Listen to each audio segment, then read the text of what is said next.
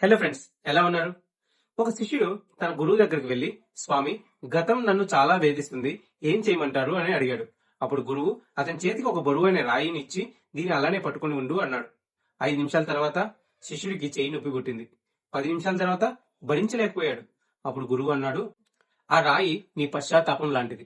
దాన్ని ఎంతసేపు పట్టుకుంటే అంత నొప్పి పెరుగుతుంది. కింద పడేస్తేనే నీకు విముక్తి. మీరు కూడా మీ గతంలోని తప్పు అనే రాయిని ఇంకా పట్టుకునే ఉన్నారా? గతంలో జరిగిన దాన్ని మార్చలేం, కానీ ఆ రాయిని కింద పడేస్తే శక్తి మన చేతుల్లోకి వస్తుంది. గతంలో ఉన్న రిగ్రెట్ ని ఇప్పుడు మోయకూడదు. అది మన రేపటి హ్యాపీనెస్ ని కూడా తినేస్తుంది. ఆ కథలో లాగే మన రిగ్రెట్స్ మనల్ని ముందుకు వెళ్ళనివ్వదు. దాన్ని వదిలేయడానికి ఇవి పాటించండి. Number 1, you were different. ఆ తప్పు చేసినప్పుడు మీకున్న అనుభవం, ఆనాటి మానసిక స్థితి వేరు. ఈ రోజు మీరు మారారు. ఆ మార్పునే గౌరవించండి.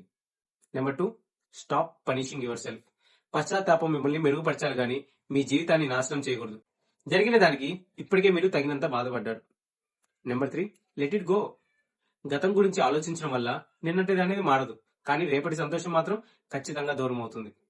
Think about it. మీరు బరువైన రాయిని పట్టుకొని పరిగెత్తలేరు కదా. విజయం వైపు వెళ్లాలంటే మీ చేతులు ఖాళీగా ఉండాలి. పశ్చాత్తాపం అనే రాయిని కింద పడేయడానికి 2 యాక్షన్ పాయింట్స్ చూద్దాం. Action number 1, forgiveness note. మీకు మీరే ఒక లెటర్ రాసుకోండి.